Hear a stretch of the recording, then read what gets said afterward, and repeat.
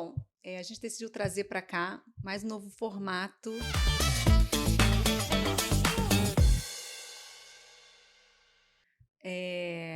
de informação, né, para todo mundo. Acho que hoje em dia, na mídia social, a gente está vendo muita coisa. E o que a gente pensou como primeiro tema, né, com a abertura desse quadro, é que a gente falasse um pouquinho de algumas lendas ao redor da gestação.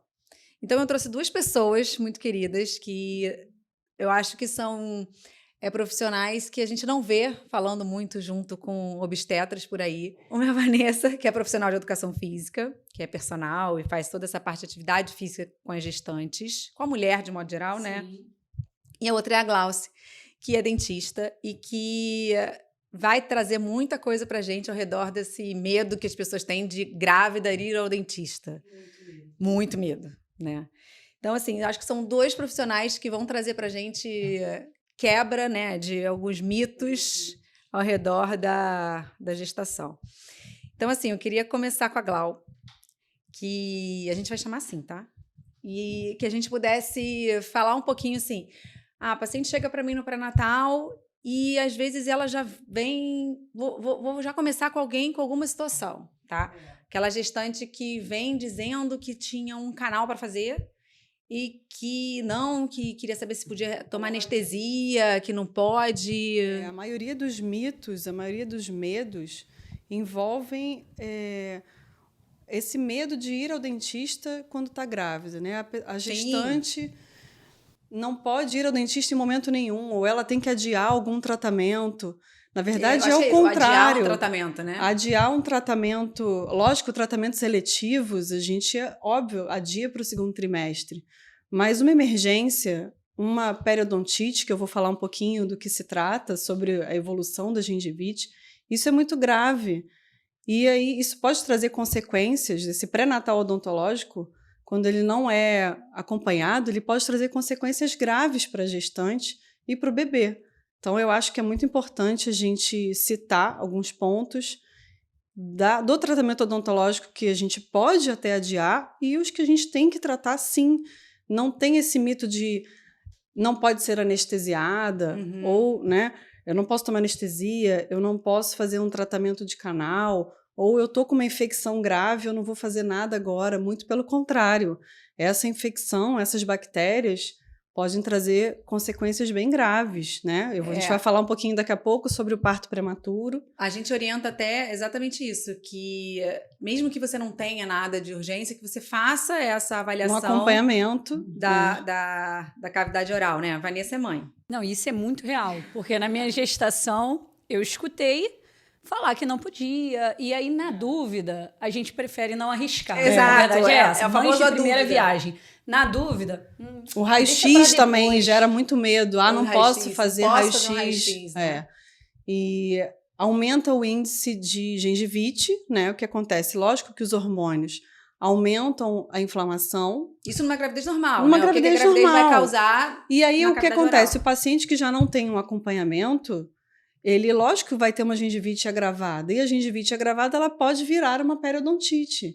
E essas bactérias podem causar uma ruptura prematura de membrana, né, um parto prematuro. Então, isso, as pessoas têm que tirar um pouco o medo e ver que o acompanhamento é para o benefício, né? Tem alguns outros mitos, mas, assim, o principal é esse. A gente saber que a gente pode ser anestesiado, sim. Existem anestésicos com muita segurança para a gestante. O raio-x, lógico que eu não vou fazer um tratamento... Não é uma coisa de rastreio, né? Não é um raio-x, eu não sei o que está acontecendo, eu vou fazer um raio-x para todo mundo. Não, exatamente. Você está fazendo um raio-x focado para um problema você tá específico. Fazendo aquele tratamento, né? Exatamente. E isso te gerou medo, né? Te gerou medo de fazer qualquer acompanhamento. E na dúvida, melhor esperar. Melhor esperar. E aí vai aumentando. Às vezes, eu tô com sangramento gengival, não vou tocar. Não vou tocar. Ou não vou escovar bem, né? E aí o sangramento piora. Se eu escovo muito, sangra. Então eu não escovo muito, vou escovar menos. É totalmente o contrário, né? Quando a gente vê uma gengivite, a gente tem que limpar muito mais, escovar mais, ou ir no dentista fazer uma limpeza mais profunda para aquele sangramento parar, porque senão o medo faz tudo virar uma bola de neve e piorar. Então, sim, exato. E a gente além dessa questão desse medo, né, em relação à cavidade oral e tudo mais, acho que o da Vanessa também é aquela coisa de assim, tô grávida. Tem duas coisas. Tem desde aquelas pacientes que são já pacientes que malham, tem um exercício super ok. Elas muitas vezes tomam uma conduta na gravidez que é parar radicalmente, principalmente no primeiro trimestre, né? Eu falo isso muito para os pacientes. Eu falo, gente, olha só, não é a atividade física do primeiro trimestre que vai fazer aquela gestação evoluir ou não. Perfeito. Às vezes eu converso com os pacientes assim, quando a paciente já tem uma história de um abortamento anterior, isso é um pouco mais difícil. E eu abro esse jogo com ela, eu falo assim, já chega com um trauma, ela tem um medo, né? Só Sim. sente aquele medo quem passou por aquilo. Então, assim, eu converso com ela isso, olha, não tem nenhuma evidência de que é esse exercício que vai fazer a gravidez evoluir ou não. Ok? Ok. Mas, se essa gravidez não evoluir e você estiver fazendo exercício, isso vai trazer algum impacto para você? Vai. Eu posso esperar pelo menos até 9 semanas, 10 semanas e decidir? Pode, mas que ela esteja tendo aquela decisão consciente. Não, tipo, a minha obstetra mandou ficar de repouso absoluto. Gente, isso não existe, né, mais hoje em dia. E aí eu acho que entra nisso, né? Desde aquela que fazia exercício antes e para radicalmente, e aí eu às vezes tenho pacientes que eu não reconheço, que eu falo, gente, mas você fazia tanto exercício. Aí vem aquele ciclo do primeiro trimestre, né? Sono, enjoo, preguiça, queda de pressão. Sim. Se você não quebra isso ali no início, cara, você não vai malhar no segundo trimestre. Tudo tá interligado, né? Você não vai malhar no terceiro trimestre, aí você vai começar a reclamar e ter dor no final. Exato. Você tocou num ponto muito importante. Eu falo isso muito com os alunos. Tá na dúvida? Não malha. Embora eu saiba que não tem nenhum problema, a gente sabe que a atividade física ela oferece muito mais benefícios do que riscos. Sim. Mas se a gestante está em dúvida, eu falo, aguarda. Porque se qualquer coisa acontecer, ela vai associar que foi o exercício físico, vai se culpar. Não vai forçar, não né? Vai, exato. Então, na dúvida, mas o importante é ela saber que não é que não possa malhar, né? Tirar esse mito que a gente está falando sobre esses mitos na gestação. O exercício em si... Lógico que o exercício, eu acho que hoje em dia o exercício não tem preço, Sim. né? É bom para tudo. Por que não vai ser bom para uma outra coisa importante também, o outro extremo, né? A mulher, ou ela para totalmente e fica com um receio enorme de malhar no primeiro trimestre, e tem aquela outra gestante também que acha que pode fazer tudo como fazia anteriormente. A que já malhava muito. Requer adaptações para cada trimestre, requer adaptações. Então, a gente tem uma gestante que para totalmente a atividade, e tem a gestante que acha que pode continuar fazendo como se não tivesse grávida. Exato, né? exato. Eu acho que essa que é importante. Achar o equilíbrio que a gente está buscando. Eu busco muito isso. Acho o equilíbrio. Nem lá em cima, nem lá embaixo, para totalmente. O que eu... Às vezes as pessoas falam, né? Porque tem aquela que também não fazia nada. Uhum. Aí ela decide virar a pessoa mais saudável do Quero mundo virar grávida. Saudável grávida. Ela viu que a amiga que fazia crossfit continuou fazendo, então ela pode começar o crossfit grávida.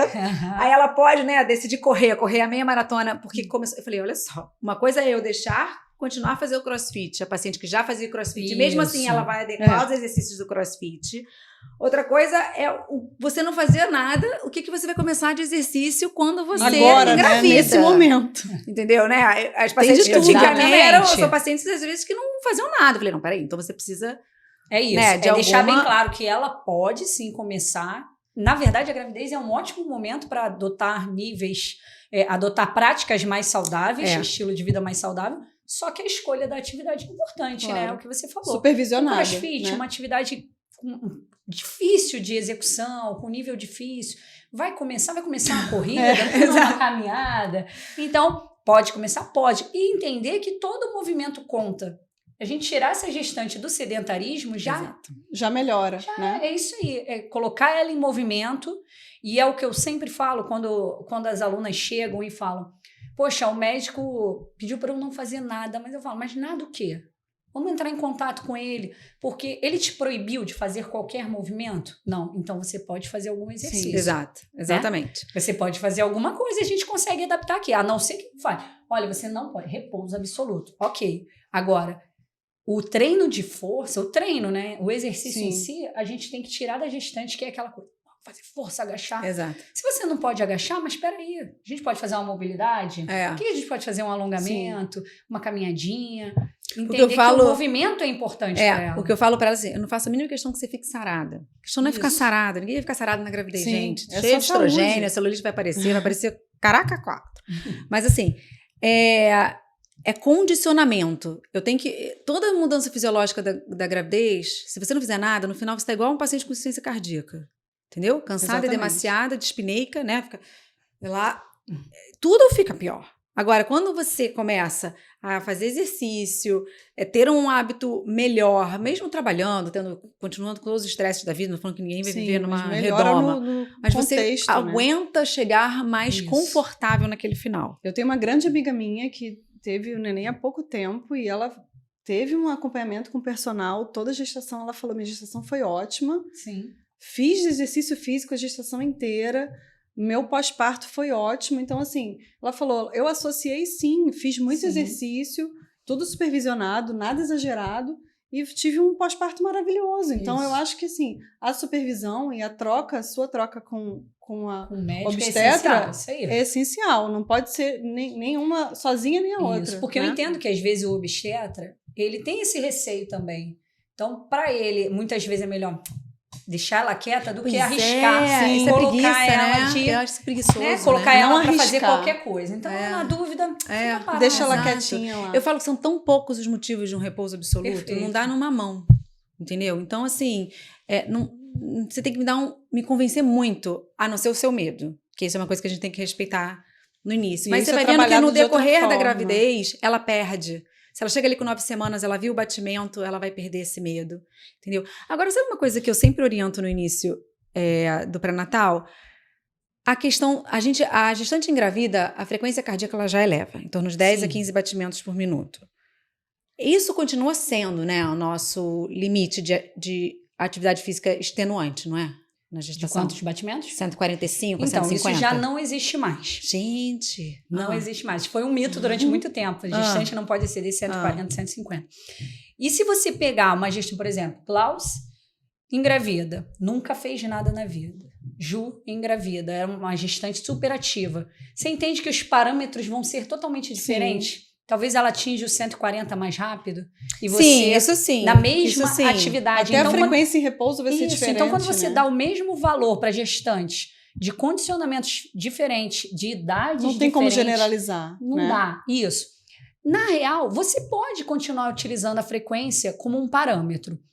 No exercício de cardio, né, que a gente chama esteira, transporte, que a frequência se mantém elevada durante muito tempo, a gente até pode usar mais a frequência. Uma frequência, não o 140, mas digamos que a mulher esteja no 170, 180, fica elevada durante muito tempo. No treino de força, ali na musculação, isso já cai.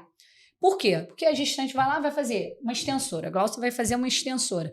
O batimento dela vai a 170. Durante quanto tempo? 30 segundos? 40? Logo em seguida, ela vai recuperar. Vai baixar. Então, ok, ultrapassar. E aí, como é que a gente controla a intensidade? Hoje, a gente utiliza o talk test e a percepção subjetiva de esforço da gestante. O talk test é a conversa. Se Glaucia fez o exercício e ela consegue falar uma frase completa, é que o exercício está ok, está moderado. Gente, eu falo meu exercício inteiro. Está moderado. Se ela termina o exercício e ela não consegue, fica ali com a frequência respiratória muito acelerada e ela não chega nem a conseguir falar, é porque é um exercício intenso. E se ela consegue até cantar, opa, tá fácil demais, vamos aumentar isso aí. Tá cantando. Isso é sono e tá malhando. E a percepção subjetiva de esforço, que a gente utiliza a escala de Borg ali, de 6 a 20, o 6 muito fácil, o 20 muito difícil. Eu vou malhar muda, porque aí agora o Flávio vai achar que eu tô muito cansada. E aí a gente vai ali, assim, eu nem pergunto mais. Eu, na conversa, já percebo. Tá bom, tá tranquilo. Tá falando, mas tá a tudo gente bem. pode utilizar, Glaucia. E aí, de 6 a 20, qual a nota que você dá para esse estímulo? Tem que ficar ali no 12, 13, 14, que é um estímulo de moderado a forte. Ele é mais eficiente, porque dependendo, você sabe melhor do que eu, se aquela gestante dormiu mal ou se estressou, vai estar diferente. Já vai estar diferente. Já vai estar diferente. Então, eu utilizo muito mais... Ó, você vê, eu trabalho com frequencímetro. A gestante que quer treinar com frequencímetro tá lá. pode usar. Eu não trabalho, prefiro trabalhar com talk test e com a percepção subjetiva, porque é mais eficaz e eficiente, mais fácil de usar. Mas as que malham sozinha, talvez o frequencímetro ainda seja. Sim, porque não tem com quem Não tem com quem conversar. E elas ficam muito assim, nossa, será que isso é moderado? Será que isso é intenso? Você não tem aquela supervisão, então você Isso. tem que ter algum outro meio de controlar, Utilizar né? a frequência, ok, mas também depois a gente deixa até disponível a tabela, né, legal de exercício moderado, mas todas elas ultrapassam um pouquinho os 140, sim, dependendo da mulher e da idade. Ah, que bom, Eu tá deixo vendo? Mais um disponível. mito que a gente... Aí, ó, até eu. Não, esse é um clássico. É o Esse é um clássico. Exatamente. A Carol, que foi minha aluna e paciente da Ju, ela chegou e falou, primeira coisa, ela falou, ó, Ju falou pra... Aí eu falei, Carol, pô, e eu não gosto de discutir com o médico, porque acaba sendo uma briga, entre aspas, que a gente não vai ganhar. Né? O obstetra, para uma gestante, é a força máxima ali, o que ele falar. E eu concordo, tem que ser assim mesmo. Mas eu pedi a ela, se você quiser, eu converso com ela. Porque você não é obrigada a entender de exercício. Claro, a gente vai fazendo o que a gente Isso, tem eu falei, base. converso. Quando A você vai ler nossos recomendação... artigos, eles estão nisso. É. Os nossos, né? Eles ficam ali 150, quando a paciente tem condicionamento, aí ela vai individualizar. Aí a recomendação mudou um pouquinho, Carol. Mas assim, se você não estiver segura, a gente mantém. Sim. Mas, ou se você quiser, eu converso com ela e tal. Ela, não, tudo bem, você está falando. Foi de a gente vai um boa, pouquinho. E foi super tranquilo também.